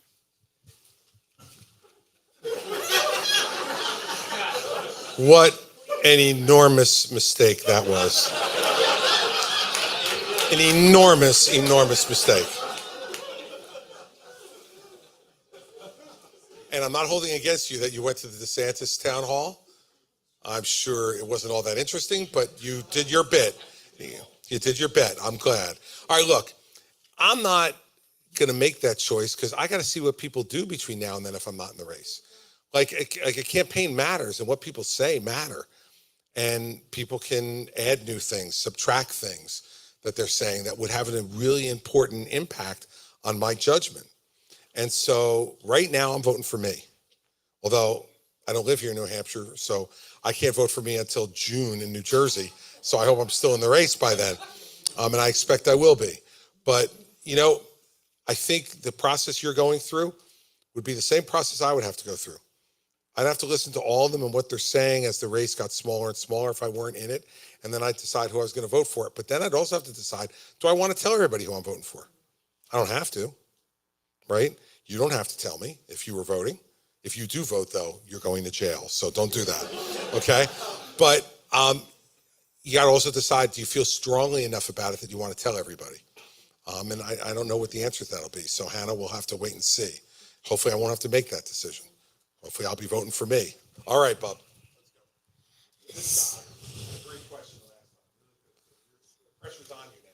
So I was wondering if there should be a constitutional amendment to make sure that someone without prior political experience doesn't become president, at least at a level of a local representative. So, like, because you, Nikki, and Ron are definitely more qualified than Mr. Trump and Vic. So, do you think that there should be a constitutional amendment on that just to make sure that we have people with prior political experience? We don't have, like, an outsider like Trump, like, trying to recreate the system and, like, destroy everything. Well, I agree with that emotion in the second half of the question for sure. Look, I wouldn't, and here's why. Because if we required prior political experience, even for president, we wouldn't have had Dwight Eisenhower. We wouldn't have had Ulysses S. Grant, right? We have had some, well, you know, I know you maybe have some different opinions about Grant, but I'm going to give you the big book on Grant, which is about 900 pages. We'll get you to read that, and I think you might think better of Grant than you do at the moment. But look, I think that I don't think we should do that. I think we have the ability to prevent people who don't have relevant experience from becoming president. It's called the vote. And we shouldn't vote for people who we don't believe have the requisite experience and character to do these jobs. This is not playtime. And given what's going on in the world right now, we need someone who knows what they're doing, because the world is in trouble and it's complicated and it's difficult. And, you know, running a few golf courses doesn't prepare you to decide what to do with war and peace. Doesn't prepare you to do what you need to do to work with a Congress to try to get things done. So I wouldn't make it a constitutional amendment that you have to have prior political experience, because I know plenty of people with prior political experience who have no business being president either, right? So I think the way we need to do this is we need to discipline it with our vote and not vote for people anymore just because they're a reality TV star. I think that would be a problem. But thank you guys for coming and listening. You're great, both of you. All right, I can do two more. Right there. Hi. Could you talk more about how you would handle the crisis at our southern border and how you would help immigrants who are coming, who would do jobs, who want to work, and who are coming for good reasons? Yep. Yes. Absolutely. Look, I'm glad you brought it up. I alluded to it in the opening and was hoping someone would ask, and I'm glad I picked you. Okay, so I would do 5 things. First, on day 1, I would sign an executive order that sends National Guard to the border. Our Customs and Border Patrol officers are overwhelmed by what's going on. Just to make sure you understand the numbers, they are having 200,000 illegal encounters a month for the last 11 months. They are outnumbered, overwhelmed. We need to even up the score there a little bit. And National Guard should be sent down there to do that. And that's what the National Guard is for, is protecting things inside the country. Don't use the Army, Ron. Don't have the Army invade Mexico. No, we really don't need a war with Mexico at the moment in that way. So that's first thing. Second thing, I would hire 10,000 new Customs and Border Patrol officers. But that's going to take a year to 15 months to get done by the time you recruit them, train them, and deploy them. So what I would do is do that over the first 15 months, and every time I send another wave of them down, same number of National Guards people come home so that we could have that requisite number. Third, we would absolutely have to expand our capacity to detain people at the border. Right now, we're having 200,000 illegal entry attempts a month. We have 38,000 detention beds. The math doesn't work. I'd double them and get it to 80,000 so that we could detain people appropriately, safely, while we're deciding their asylum claims, which lead to point number 4, which is right now, if you come to this country claiming political asylum, it takes 4 years to get a hearing. 4 years. And so what happens? You can't hold somebody for 4 years. So you release them into the country and say, hey, in 4 years, come back here to El Paso and you're going to have your hearing, to see whether we kick you out of the country or not. There are very few people stupid enough to actually come back if they're risking getting kicked out. So they stay in the country illegally. That's a problem. So what will we do about that problem? Triple the number of immigration judges. If you triple the number of immigration judges, you can take that from 4 years to under a year. And you can detain them for under a year, give them their hearing, keep them there at the border. If their asylum gets approved, they come into the country. If it doesn't, they get sent back. And fifth, we need to fix the immigration system in the way you're talking about. We have 6 million open jobs in this country right now. 6 million in this economy. What that tells me is that those are 6 million jobs that Americans either can't do or don't want to do. We've had this many times in our history. And what have we done? We have ramped up legal immigration for people who have the skills and abilities to do the jobs that are open. So for instance, my great-grandfather came here in 1901 because he was a stonemason in Sicily, and they were building New York City. And they needed masons over here, and a lot of them. So, when he got his ticket to come over here based on merit, he had the skills, they're going to bring him over. My great-grandmother was actually 9 months pregnant when the tickets came for the two of them to come. So he said to her, you go over, I'll go over, you stay here, and then when the baby's born, then you can come over together. My great-grandmother was a very smart woman. She's like, there's no chance I'm letting you go to America by yourself, dude. I'm on the boat, I'm going. And as a result, my grandfather was born in the middle of the Atlantic Ocean. She gave birth to my grandfather, and he used to tell me this story, that his proudest day of his life was the day he didn't remember. He got here at 4 days old, and at Ellis Island, they made him an American citizen. And he said it was the proudest moment of his life because he was so proud to be an American. The people who are demonizing legal immigration in this country and immigrants, no matter where they come from, are wrong. And we would not have been able to build the country that we sit in right now without them. And so I would go to merit-based immigration and let people who have those skills and abilities move to the front of the line. And I would also require every employer to use E-Verify so they know whether the person they're hiring has legal status or they don't. because some people don't want to break the law and wind up doing it unwittingly. And some people want to take advantage of folks who are here legally. And we don't want either thing to happen. But to get those two things, we're going to have to give the Democrats something. Those are things that Republicans generally want and Democrats are not in favor of. To get that, we're going to have to give them something. Maybe it's on Dreamers. Maybe it's on Path to Citizenship. I don't know what it's going to be. But what I know is for 20 years, we've said no to all of their things. They've said no to all of ours. And so we sit here today with this huge problem. You need a president who's willing to go in there and get it done and put your political popularity on the line to get it done. Because there will be people, no matter what compromise you strike, who will be angry with you for what you did or didn't do. And you got to be willing as president to put up with that. And, look, we didn't talk about the budget tonight yet, but I mean, when I became governor of New Jersey, I had an $11 billion deficit on a $29 billion budget. And I eliminated 832 programs in my first year.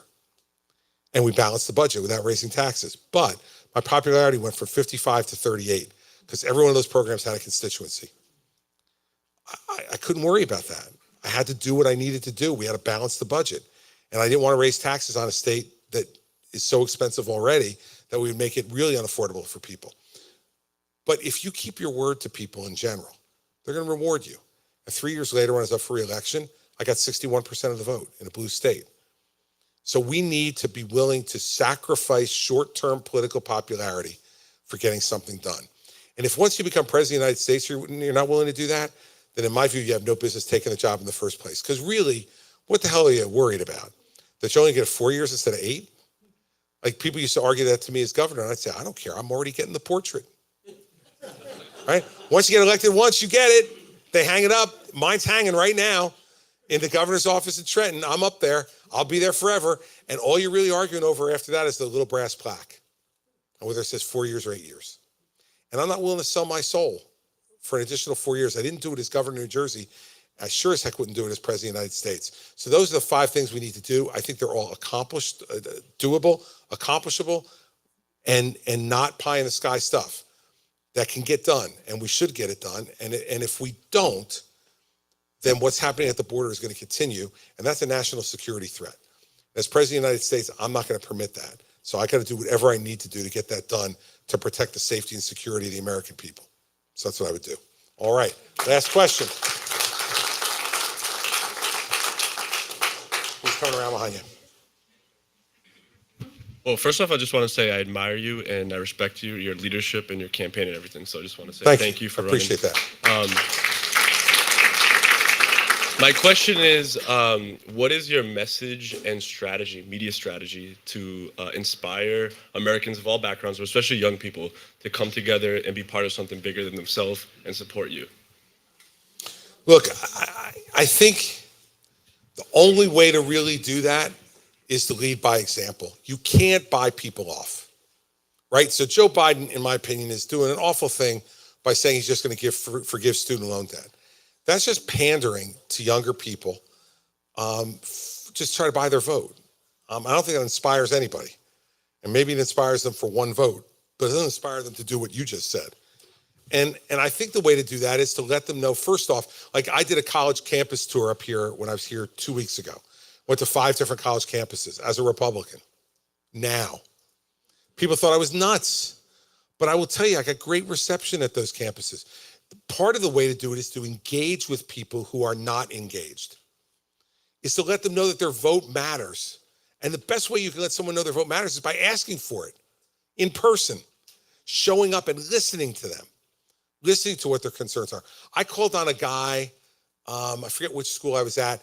He had a MAGA hat on and a t-shirt with Trump's mugshot on it. And he had a totally non-Trump related question about teaching social studies in school, and he wants to be a school teacher.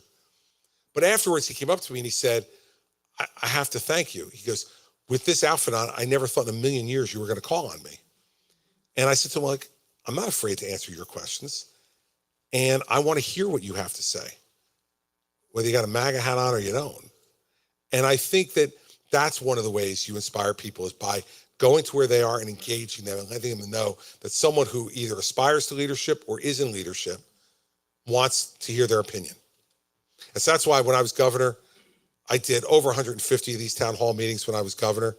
all the time. I went through and did them because it allowed me to hear what real people were concerned about, not just what I'd read or see or my staff would tell me, but real folks. I would continue to do that as president.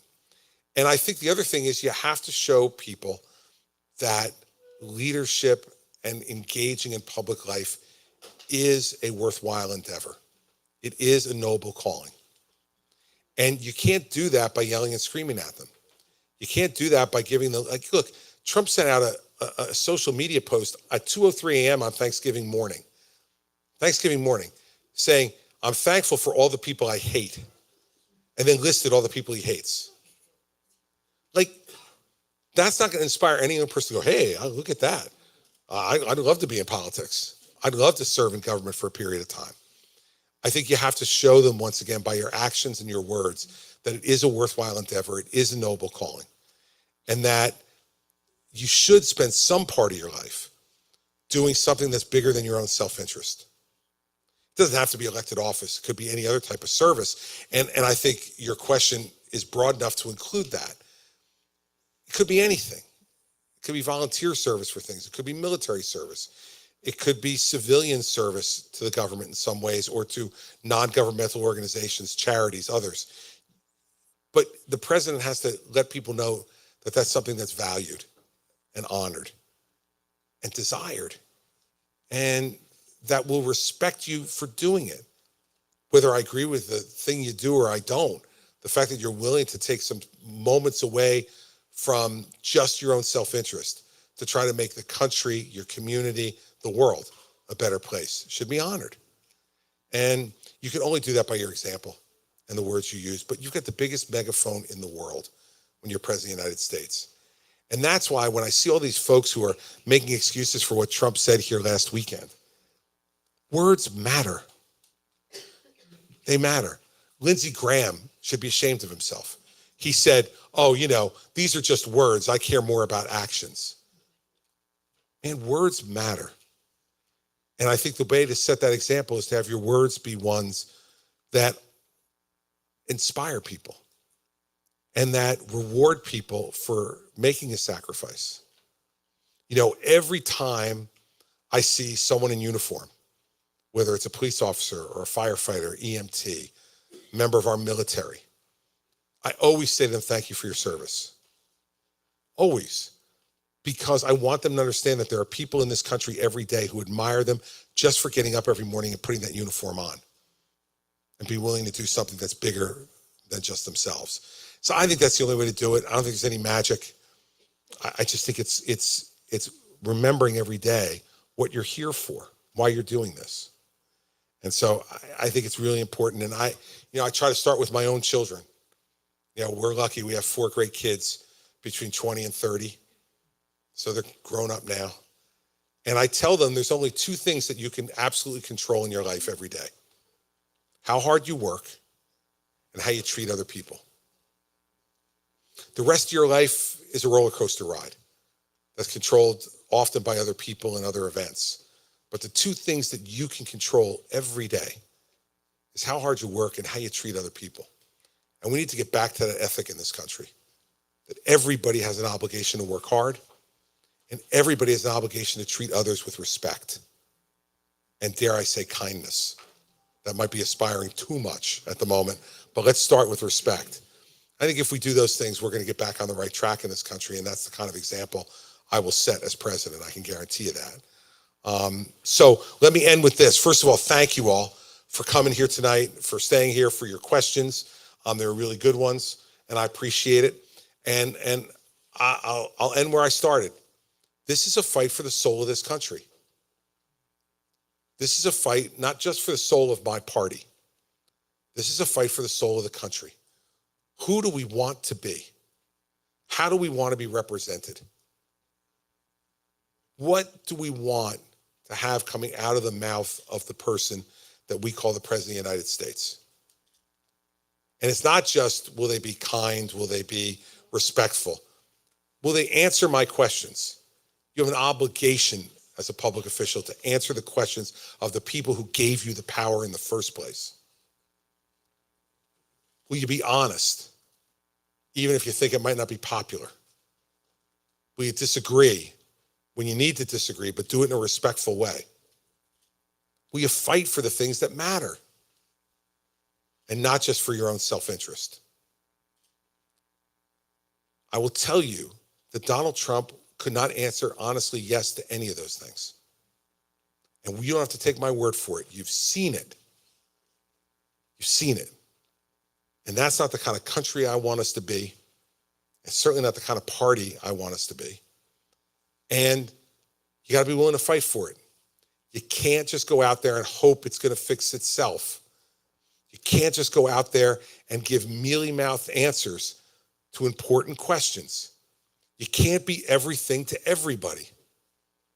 The people who try to do that wind up being forced to lie and don't get anything done. That's what the choices are in this race now. That's it. And so you have a chance to change history on January 23rd. And everybody in New Hampshire who's eligible to vote should. And I hope you vote for me, and I'm asking for your vote. But even if you're not going to vote for me, go out and vote anyway. We need to have the citizens' voices heard loudly. I'll end with this. I had a woman grab me by the arm going through a restaurant in Nashua as I was walking out of the restaurant. And she said to me, keep going after Trump. You got to get him. And I said, absolutely, but why are you whispering? And she said, well, some of my friends don't like when I say that. Let me tell you what I've learned about New Hampshire. This is a state I've spent the most time in, other than my own state, over the last 8 years. New Hampshire doesn't whisper. New Hampshire isn't shy. New Hampshire speaks loudly. And that's what I want you to do on January 23rd. Speak loudly. And in great numbers is a great voice. And I hope to earn as many of those voices as I can. And if I do, I promise you that I will give you a campaign and a presidency that you can be proud to be associated with and to have voted for. So thanks for coming tonight. I appreciate it.